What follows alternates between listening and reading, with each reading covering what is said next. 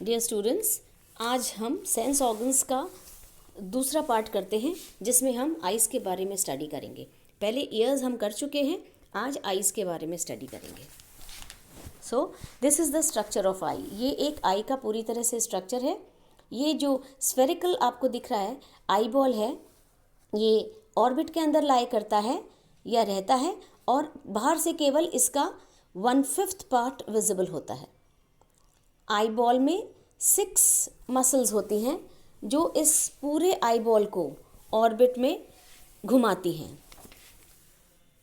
इसका अच्छा सा आप स्ट्रक्चर देख लीजिए।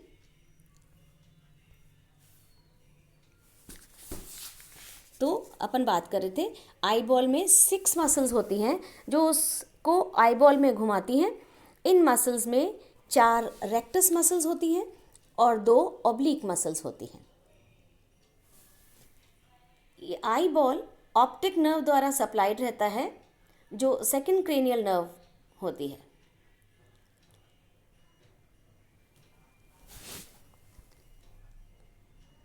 इसी आई बॉल में 3 कोट्स होते हैं, बाहर का स्क्लेरोटिक, बीच का खोरॉइड और last retina. So the eyeball has 3 coats: sclerotic, choroid and retina. Sclerotic एक बहुत टफ या मजबूत कोड होता है जो मॉडिफाइड कनेक्टिव टिश्यू का बना रहता है। इसमें कोई सपोर्टिंग कार्टिलेज नहीं होता मैमल्स के अंदर। मैमल्स के अंदर इसके अंदर कोई सपोर्टिंग कार्टिलेज नहीं होता और ये ऑप्टिक कैप्सूल के साथ कॉरेस्पॉन्ड करता है लेकिन कभी भी स्कल के साथ फ्यूज़ नहीं करता। स्क्लेरोटिक के आगे की तरफ एक ट्रांसपेरेंट हिस्सा होता है जो कॉर्निया कहलाता है। एपिडर्मिस एक पतली सी ट्रांसपेरेंट कंजंक्टाइवा बना लेती है कॉर्निया के ऊपर, मतलब पूरी तरह से कॉर्निया को कवर करते हुए पतली सी लेयर होती है जिसको कंजंक्टाइवा बोलते हैं। ये कंजंक्टाइवा ब्लड कैपिलरीज द्वारा सप्लाइड रहती है और ये आईलिड की एपिडर्मिस के साथ कंटिन्यूअस रहती है। जैसे कि हम जानते हैं कि 2 आईज प्रेजेंट होती हैं तो दोनों के अंदर 2 आईलिड्स भी प्रेजेंट होती हैं। दोनों आईलिड्स के बाहर के मार्जिन में आई लैशेस होती हैं। एक तीसरी आईलिड या निक्टिटेटिंग मेम्ब्रेन भी प्रेजेंट होती है कई एनिमल्स के अंदर जो ट्रांसपेरेंट होती है और कॉर्निया को पूरी तरह से कवर कर लेती है। निक्टिटेटिंग मेम्ब्रेन जो रैबिट में होती है ये ट्रूली थर्ड आईलिड होती है और ये लोअर आईलिड का पार्ट नहीं होती क्योंकि ये अपनी ही मसल्स द्वारा बंद की जा सकती है या खींची जा सकती है। इंसानों में मतलब हमारे अंदर ये जो आईलिड है ये रिड्यूस्ड होती है और इसको प्लीका सेमिनुलैरिस कहा जाता है। आईलिड की मार्जिन पे कुछ ग्लैंड्स होती हैं जिनको मीबोमियन ग्लैंड्स कहा जाता है। इनका काम होता है ये कुछ ऑयली सब्सटेंस सिक्रीट करती है जो आईलिड्स को ल्यूब्रिकेट करें या गीला रखें। आई बॉल के पीछे कुछ मैमल्स में एक और ग्लैंड होती है, हार्डेरियन ग्लैंड नाम होता है। इसका काम है ये कंजंक्टाइवा को मॉइस्ट रखती है।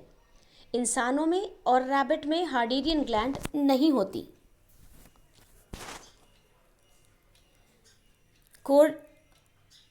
आउटर कॉर्नर के बाहरी हिस्से के नीचे की तरफ ऊपर आईलिड में लैक्राइमल ग्लैंड्स प्रेजेंट होती हैं।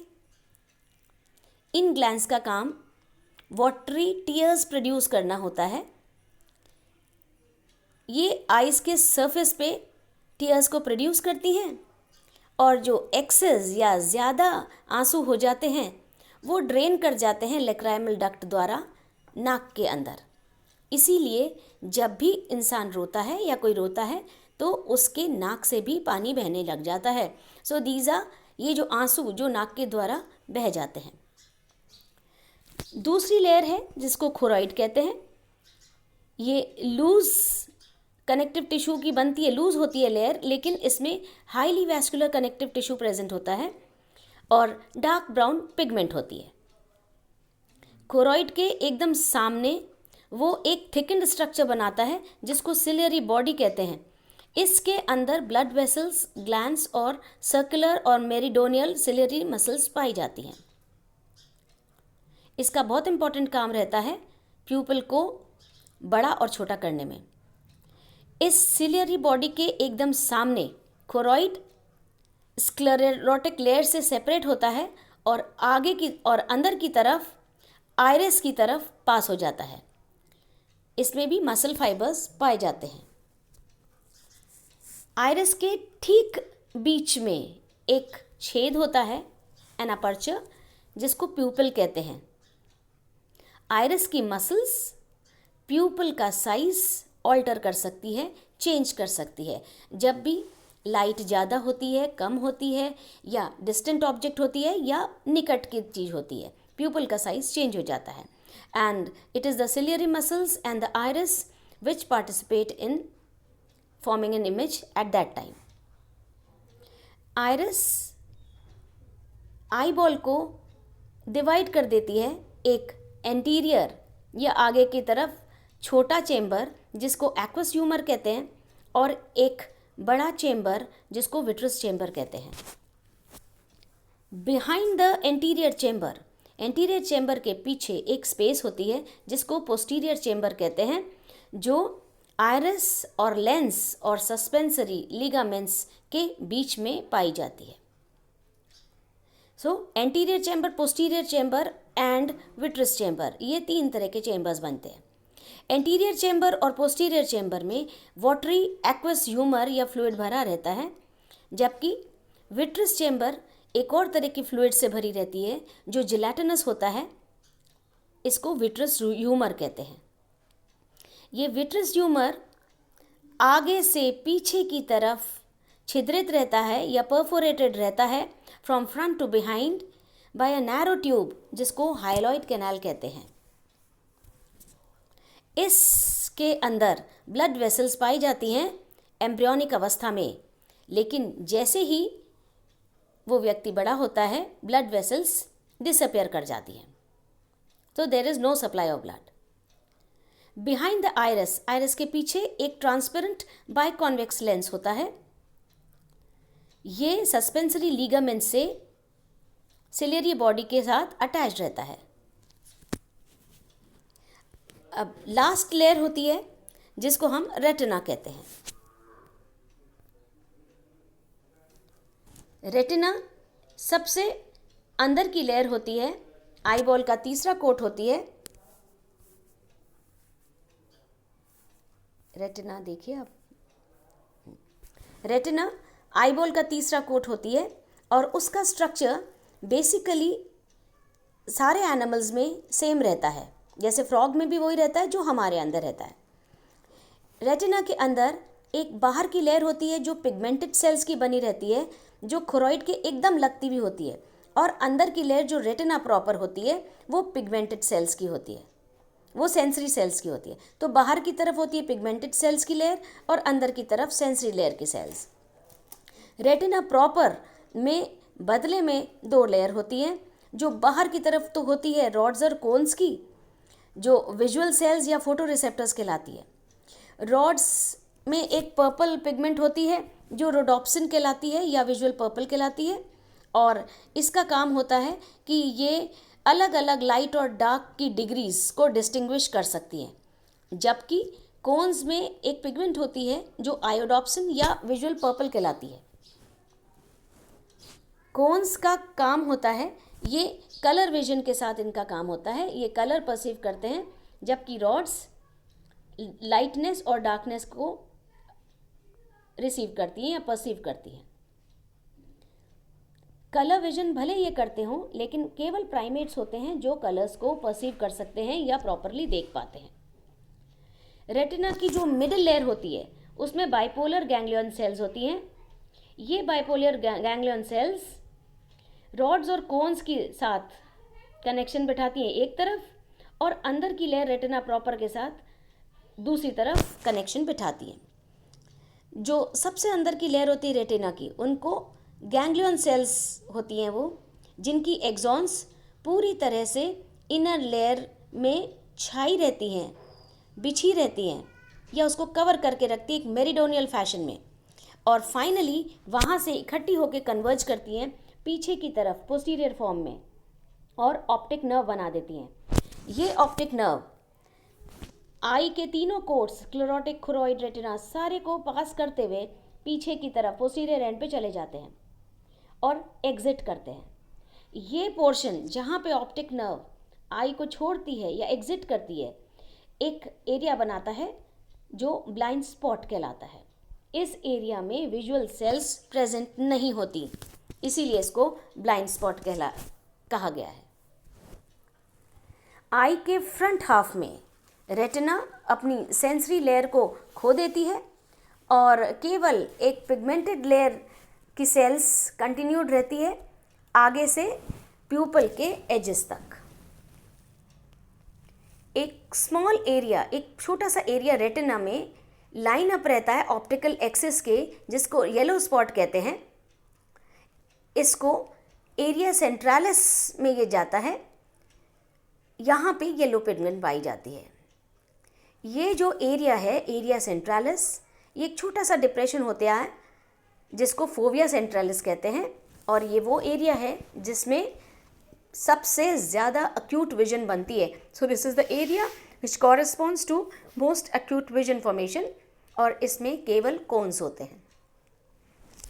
So this was all about the about the structure of eyes. अब आइज़ की वर्किंग पे अपन जाते हैं। तो आइज़ के द्वारा हमें ऑब्जेक्ट दिखाई देती है। उस दिखाई देने का पैटर्न कुछ इस प्रकार है। लाइट रेज जो किसी ऑब्जेक्ट के द्वारा रिफ्लेक्ट होती हैं, वो कॉर्निया के द्वारा रिफ्रैक्ट हो जाती हैं, जिससे लाइट फिर फोकस हो जाती है लेंस के ऊपर। तो ऑब्जेक्ट से कॉर्निया से लेंस, और लेंस के बाद वो एक शार्प इन्वर्टेड इमेज, उल्टी इमेज बनाती है रेटिना के ऊपर। ये इन्वर्टेड इमेज ब्रेन द्वारा इंटरप्रेट की जाती है, लेकिन ब्रेन इसको री इन्वर्ट कभी नहीं करता। आई में एक स्पेशल प्रॉपर्टी या पावर है जिसको पावर ऑफ अकोमोडेशन कहते हैं, जिससे अलग अलग डिस्टेंस के ऑब्जेक्ट क्लियरली दिख पाएँ। ये power of accommodation is for objects at various distances, और ये पॉसिबल होता है लेंस की कॉन्वेक्सिटी के चेंज के द्वारा। इसके एग्जाम्पल हैं। आई अकोमोडेट कैसे करती है? जैसे नॉर्मल कंडीशन में जब आई रेस्ट में होती है तब लेंस एडजस्टेड रहता है डिस्टेंस की चीज़ देखने के लिए। इस कंडीशन में लेंस बिल्कुल फ्लैट रहता है, सस्पेंसरी लिगामेंट्स अकॉर्डिंगली ओरिएंटेड रहती हैं। जैसे ही ऑब्जेक्ट को पास लाया जाता है, सिलियरी मसल्स कॉन्ट्रैक्ट करती हैं, जिसकी वजह से लेंस ज़्यादा कॉन्वेक्स हो जाता है। आइरिस पुश हो जाती है आउटवर्ड, और उसी टाइम कॉर्निया बाहर की तरफ बल्ज कर जाता है, जिससे कि फोकल लेंथ रिड्यूस हो जाती है और एक क्लियर इमेज उस ऑब्जेक्ट की रेटिना पे बन जाती है। ये सारी चीज़ें होती हैं, उस दौरान प्यूपल का साइज भी चेंज हो जाता है। जैसे ही सिलियरी मसल्स कॉन्ट्रैक्ट होती हैं, प्यूपल एनलार्ज हो जाता है, और जैसे ही सिलियरी मसल्स कॉन्ट्रैक्ट करती हैं, वो अपने ओरिजिनल साइज में आ जाता है। This diagram in particular shows the enlargement of pupil. ये आपको प्यूपल का एनलार्जमेंट दिखा रहा है। आप कैसे किसी ऑब्जेक्ट को, आप खुद महसूस करिए कि आप किसी ऑब्जेक्ट को पास लाए जाएंगे तो आप किस प्रकार अपनी आंखों को एडजस्ट करेंगे। आंखें खुद एडजस्ट कर रही हैं। So this is all about the power of accommodation. जैसे जैसे ऑब्जेक्ट दूर जाएगी, वैसे वैसे हमारी आइज एक डिफरेंट ढंग से ओरिएंट हो जाएंगी और हमारे प्यूपल का साइज बढ़ेगा और घटेगा। नाउ आइज देखने के लिए बनी है, और ये देखने के लिए हम एक टर्म यूज़ करते हैं, अलाइनमेंट ऑफ आइज। अलाइनमेंट और आइज में हम ये बताएंगे कि विजन दो प्रकार की होती है, एक जिसको हम मोनोलॉक्यूलर कहते हैं और दूसरी जिसको हम बाइनोकुलर विजन कहते हैं। जैसे आप बाइस्कोप से देखते हैं, आप दूर की चीज़ों को देख लेते हैं। तो अगर हम इंसानों की बात करते हैं तो दूर की चीज़ें हम देखते हैं बाइनोकुलर्स के द्वारा। जो भी दूर की चीज़ है उसमें बाइनोकुलर हमारी आँखों को, दोनों आँखों को एक ही ऑब्जेक्ट के ऊपर फोकस करता है। तो बाइनोकुलर विजन वो विजन है जिसके द्वारा कोई एक चीज़ दोनों आँखों द्वारा देखी जा रही है, या you can also say that both the eyes are made to focus on a single object. ये जो बाइनोकुलर विजन है इसमें फील्ड ऑफ विजन दोनों आइज का ओवरलैप करता है, बल्कि कोइंसाइड करता है, जिससे कि दोनों आइज एक साथ एक सिंगल ऑब्जेक्ट पे फोकस कर सकती हैं। इस बाइनोकुलर विजन की वजह से केवल हम एस्टिमेट डिस्टेंस ही नहीं कर सकते प्रॉपरली, बल्कि उस ऑब्जेक्ट की इमेज जो कॉरस्पॉन्डिंग पार्ट पे पड़ रही है हमारी दोनों रेटिना पे, उसकी वजह से हमारे fibres same side of the brain में जा रहे हैं। बाइनोकुलर विजन इसलिए पॉसिबल है क्योंकि ये जो फाइबर्स हैं ऑप्टिक नर्व के, हायर मैमल्स या हमारे अंदर, ये डेकोसेट करते हैं या क्रॉस करते हैं। सारे फाइबर्स सेम साइड में चले जाते हैं जहाँ से ऑप्टिक नर्व अराइज करती है या ओरिजिनेट करती है। इसलिए हम एक ऑब्जेक्ट की एक ही इमेज देखते हैं। लोअर एनिमल्स में, जैसे कि even rabbit is not a lower animal, लेकिन इसके अंदर मोनोलॉक्यूलर विजन पाई जाती है क्योंकि वहाँ पे सारे फाइबर्स ऑप्टिक नर्व के डेकोसेट करते हैं, जिससे कि दोनों जो आइज़ हैं वो उनका फील्ड ऑफ जो विजन है ओवरलैप नहीं करता। इसलिए रैबिट अपने दोनों आँखों से अलग अलग चीज़ें देखता है। उसको अलग फ़ायदा मिलता है क्योंकि वो दोनों आँखों से अलग अलग चीज़ें देख रहा है, तो वो उसका फील्ड ऑफ विजन ज़्यादा बढ़ जाएगा। दोनों आई अलग अलग रेंज कवर कर रही हैं। इस प्रकार की विजन को हम यूनिलॉकुलर विजन कहते हैं।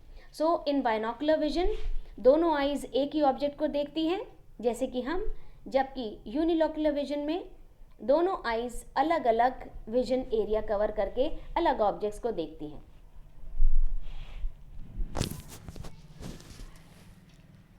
अब बात करते हैं रॉड्स और कोन्स की। रोडोप्सिन या विजुअल पर्पल जो रॉड्स में पाई जाती है, जो रेटिना के अंदर होते हैं, ये चेंज अंडरगो करते हैं लाइट के रिस्पॉन्स में। जैसे ही लाइट पड़ती है रॉड्स ब्रेक डाउन कर जाते हैं और वो एक येलो पिगमेंट बनाते हैं। इस येलो पिगमेंट की वजह से रॉड्स स्टिमुलेट हो जाते हैं और अब ये इम्पल्सेस भेज देते हैं ऑप्टिक नर्व को, और ऑप्टिक नर्व के द्वारा ब्रेन को इम्पल्स भेज दी जाती है। विजुअल पर्पल, जब लाइट का सोर्स हटा दिया जाता है, विजुअल पर्पल रीफॉर्म हो जाती है, वापस बन जाती है अपने कॉरस्पॉन्डिंग इंटरमीडिएट कंपाउंड से। अभी तक ये पता नहीं हुआ है कि कोन्स किस प्रकार स्टिमुलेट होते हैं, लेकिन कोई और पिगमेंट होती होगी जो उनको स्टिमुलेट करती है। जहाँ एक तरफ रॉड्स ऑपरेट करते हैं लोअर लाइट इंटेंसिटी में, वहीं पे कोन्स ऑपरेट करते हैं हाई लाइट इंटेंसिटी में, और कोन्स का काम कलर्स को परसीव करना है। So rods are for intensity of light and cones are for colour vision. Bright light में ये जो ब्राउन पिगमेंट जो आपको पहले बताई थी, ब्राउन पिगमेंट जो बाहर ही एकदम लेयर में रेटिना की स्प्रेड आउट रहती है, वो रॉड्स एंड कोन्स को प्रोटेक्ट करती है। जब भी लाइट बहुत ब्राइट होती है ये brown pigment rods and cones को प्रोटेक्ट करती है, क्योंकि वो उसको पूरी तरह से कवर कर देती है। जैसे ही लाइट पुअर होती है डार्कनेस आती है, ये ब्राउन पिगमेंट कॉन्ट्रैक्ट कर जाती है। जैसे ही ये ब्राउन पिगमेंट कॉन्ट्रैक्ट कर जाती है, अंदर का विजुअल सेल्स का सरफेस एक्सपोज हो जाता है। ये एक रीज़न है क्यों हम जब बाहर से अंदर की तरफ जाते हैं, जब हम ब्राइट लाइट या धूप से कमरे के अंदर आते हैं जहाँ पे धूप का सोर्स नहीं होता है, कुछ टाइम तक हमें कुछ दिखाई नहीं देता है और हमारे आँखों के आगे अंधेरा छा जाता है, क्योंकि ये ब्राउन पिगमेंट थोड़ा टाइम लगाती है वापस से स्प्रेड करने में और इनको, उस आइज़ को प्रोटेक्ट करने में। So this was all about the structure of eyes, and we also know that eyes are very important. Eyes बहुत इम्पॉर्टेंट होती है हमारे जीवन में। आइज़ की, विजन की बहुत ज़्यादा इम्पोर्टेंस है। सभी को ये सजेस्टिव है कि नेत्रदान की तरफ एक अहम कदम बढ़ाएं, जो भी जहाँ भी पॉसिबल हो, ऑफ कोर्स जब भी पॉसिबल हो, हमें इस तरह का कोई फॉर्म भरना चाहिए कि we can also donate our eyes, so that जो भी पार्ट हमारे आइज़ का आफ्टर द एनिमल लास्ट या आफ्टर द मैन लास्ट उसका काम आ सके, किसी दूसरे जने को हम दृष्टि दे सके, तो हम उसमें कंट्रीब्यूट करें। So this was all about eyes. Thank you.